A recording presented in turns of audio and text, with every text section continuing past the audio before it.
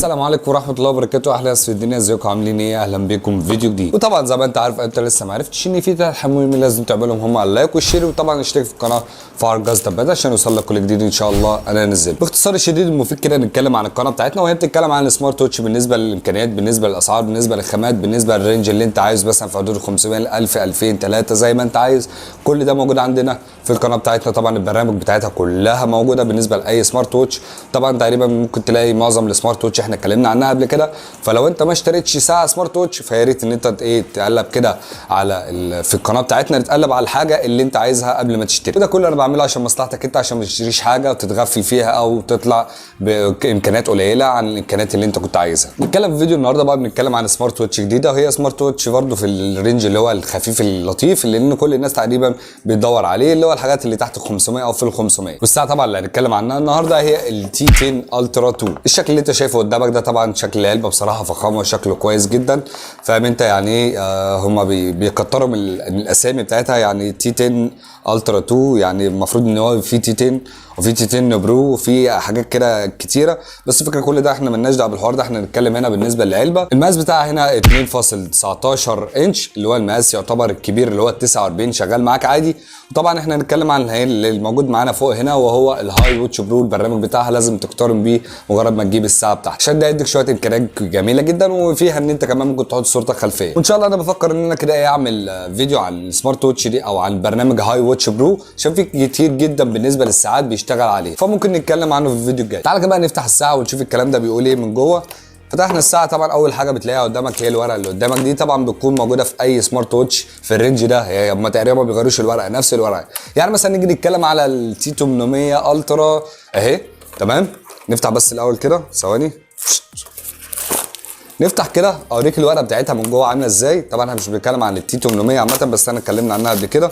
طبعا البرنامج بتاعها هاي ووتش برو برده نفس الحوار، بس نفتح كده ونشوف الورقه اللي جوه. الورقه اللي جوه زي ما قلت لك هي نفس الورقه، انا ما غيرتش حاجه، مفيش اختلاف بينهم. يعني ده عشان ما يبينلكش ان هي اجمد منها ولا افخم منها ولا حاجه، لا هي كلهم تقريبا بيركبوا نفس الورقه وكلهم مصنع واحد. نيجي تاني الحاجه طبعا وهو الاستراب بتاعها. الاستراب زي ما قلت لك بيحطوا اي ستيك وخلاص. يعني الاسترابات دي تقريبا ممكن تكون جمله ب 30 جنيه او ب 25 او ب 15 جنيه كمان، فاهم انت اللي هي يعني هنحس ان هي حاجه عاديه يعني مش غاليه. يعني ممكن حته الحديد اللي لما تيجي تغيرها بعدين ممكن تكون اغلى من الاستيك نفسه. فبصراحه مش عارف هم ليه مستبخلين قوي في حكايه الاستيك وفي حكايه الخامات، بس يعني هو ده اللي بيجي يعتبر مع معظم الساعات اللي هي في رينج 500 او فوق 500 او تحت 500. نيجي تالت حاجه طبعا وهو الشاحن بتاعها. طبعا زي ما قلت لك الفتره الجايه كلها هتبقى الشواحن وايرلس، لان دي تقريبا كده اللي شغاله الفتره دي. فالشاحن بتاعها زي ما قلت لك لو الشاحن باظ كل اللي عليك ان انت هتاخد السمارت ووتش بتاعتك وتروح عند اي مكان بيبيع الشواحن، بس اتاكد ان هو لازم المغناطيس يركب على المغناطيس السمارت ووتش بتاعتك. نيجي بقى لاخر حاجه وهي السمارت ووتش نفسها. بالنسبه للسمارت ووتش خارجيا من بره كده زي ما قلت لك ان هو مقاسها 49، يعني هيركب معاك سكرين او هيركب معاها كمان كفر. نتكلم بقى في الظهر بتاعها كده، هو في مسامير قدامك اهو، في زراير اللوك اللي انت شايفها دي منظر بس. يعني هو بيحط لك نفس المسامير اللي قدامك دي ونفس الزراير، بس هو اللوك ده مش شغال، هو منظر مهما دوست عليه. هو اصلا مفيش حاجه جوه، لو بصينا من جوه كده ما هتلاقيش حاجه اصلا تقفل عليها، فده مش هيفرق معاك قوي ركبت اوستيك فيه اللي هو الحديد المغناطيس ولا لا. طبعا في الجنب هنا بيكون السماعه وبيكون هنا زرار الاختصار، وطبعا بيشتغل معاك باور عادي جدا. وطبعا البكره هنا بتلف معاك شغاله، وعندك هنا زرار اللي بيقفل الساعه، وطبعا بيكون جنبيها زرار المايك ده لو انت هتتكلم او هتعمل مكالمه عليه. نفتح الساعه كده من جوه. طبعا قدامك خلفيات، انت في كذا خلفيه انت ممكن تغيرها براحتك. زي ما قلت لك قبل كده انت ممكن تغيرها خالص بالنسبه للابلكيشن، انت زي ما انت عايز بقى تغير خلفيات ماشي، هتلاقي منها خلفيات ببلاش. ولو عايز تحط صورتك خلفيه فده متاح معاك برده بالبرنامج نفسه.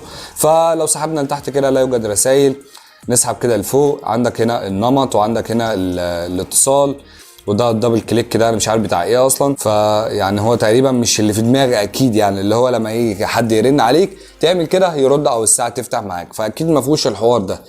فعندك هنا ايه وضع الطياره ده اللي هو وضع الطيران شغال معاك عادي. في عندك الشكل اللي انت شايفه ده اللي هو عدم الازعاج قيد التشغيل، نقفله عشان احنا ما لهوش لازمه بالنسبه لنا. ندخل كده ايه نسحب من الجنب.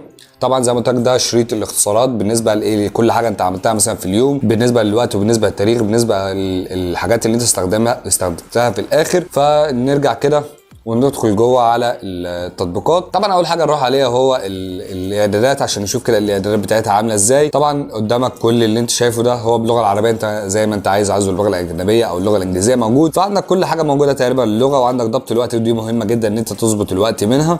فعندك طبعا وقت ظبط التاريخ انت ممكن تظبط منه. في عندك هنا وقت اضاءه الخلفيه، وقت الوقت الخلفي.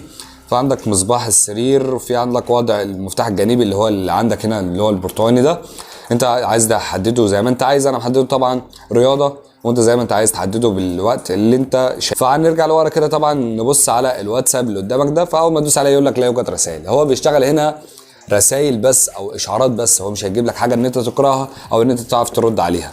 فنيجي هنا مثلا في عندك فيسبوك برضو نفس الموضوع شغال نفس الحاجه. فعندك معظم بقيه الحاجات هتشتغل كلها بالابلكيشن بتاعها. فنيجي هنا مثلا عند اللعبه، في لعبه اللي هي الطياره دي موجوده في كل تقريبا سمارت ووتش، فهي شغاله معاك عادي. بس زي ما قلت لك قبل كده يعني حكايه اللعبه في السمارت ووتش بالنسبه لي مش حاجه الطف حاجه او ان هي حاجه مهمه قوي بالنسبه للسمارت ووتش. نرجع لورا كده طبعا ندوس على كلمه موسيقى. طبعا الموسيقى هنا ما بتشتغلش اي حاجه غير لما انت تشغلها من التليفون بتاعك للسمارت ووتش.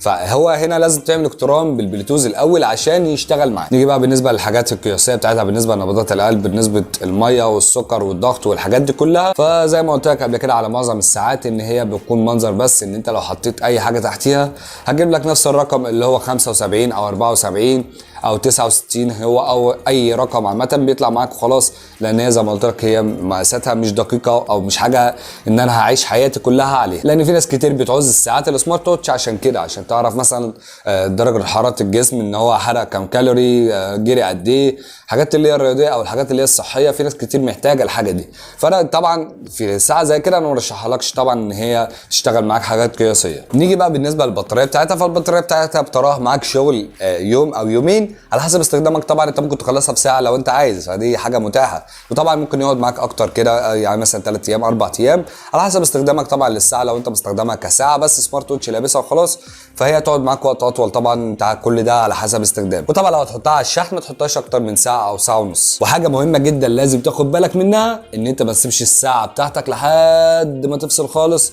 وتيجي تشحنها. لان في ساعات كتير او معظم الساعات اللي جات لي في المشاكل بتاعتها ان هي مجرد ما بتفصل شحن ممكن ما تشتغلش، ممكن تحطها على الشاحن بتاعها تقعد فتره طويله ما تشتغلش. فالفكره هنا ان الشحن اللي جوه او البطاريه نفسها اللي جوه خلاص كل اللي عندها تقريبا ما فيش حاجه تاني خالص ممكن تشغل لك السمارت ووتش بتاعتك. فكل اللي انت هتعمله ان انت هتوديها طبعا صيانه، وهيفتحها عشان يقوم البطاريه بتاعتها بحاجه اقوى شويه من الشاحن. ودي طبعا مشاوير وحوارات كتيره جدا احنا مش عايزين ندخل الحوارات دي. فانت طبعا قبل ما الساعه بتاعتك تفصل، وحتى لو فصلت انت ما تحاولش تشغلها بالعافيه، يعني انت ما تحاولش تدوس على الزرار عشان هي تشتغل. هي لو فصلت لا اشحنها الاول هي تشتغل لوحدها. نيجي بقى للسعر. بالنسبه للسعر الساعه اللي معانا دي فسعرها بتراوح معاك من 500 جنيه لحد 550. ده طبعا على حسب المكان اللي هتشتري منه، حسب الموقع اللي هتشتري منه. طبعا الموقع بتاعنا موجود عندك اللي هو الكينج ستور، موجود في الديسكربشن تحت ممكن تروح عليه. موجود السمارت ووتش دي، موجود اي سمارت ووتش تاني، موجود ساعات عاديه، موجود كل حاجه ان شاء الله بالنسبه لقطع الغيار. فعندك اللينك موجود عندك في الديسكربشن ممكن تروح عليه. وطبعا لو عايز الساعه دي او اي ساعه تانيه او جالك مشكله بالنسبه لاي سمارت ووتش بالنسبه للساعه دي او اي ساعه تانيه، فعندك طبعا التعليقات موجوده عندك تحت، او عندك لينك الانستجرام فيسبوك والواتساب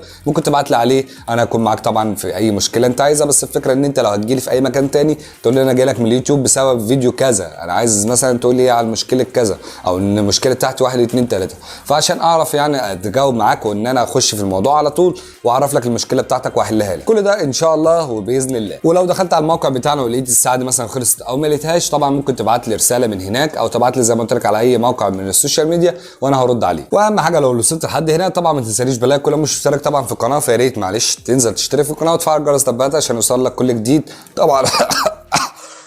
وطبعا لازم تتابعني على الانستجرام بتاعي اللي هو مصطفى العجمي 2000. ده طبعا تابعني هناك عشان في شويه شغل جامدين جدا بالنسبه للصحه، بالنسبه للتغذيه، بالنسبه للجيم، بالنسبه طبعا لاي حاجه بالنسبه للسمارت ووتش او البيع عامه. فانا بعمل عروض جامده جدا انت ممكن تستفيد بيها، فيعني مش هتخسر حاجه لو انت عملت متابعه هناك. كده نكون وصلنا لنهايه الفيديو النهارده. يا رب يكون الفيديو عجبكم. طبعا زي ما قلت لك ما تنساش بلايك لو انت ما عملتش لايك للفيديو. فطبعا لو عاوزت اي حاجه ابعت لي زي ما قلت لك في اي موقع من المواقع السوشيال ميديا اللي قلت لك عليها. وزي ما بقول لكم دايما فكروها صح.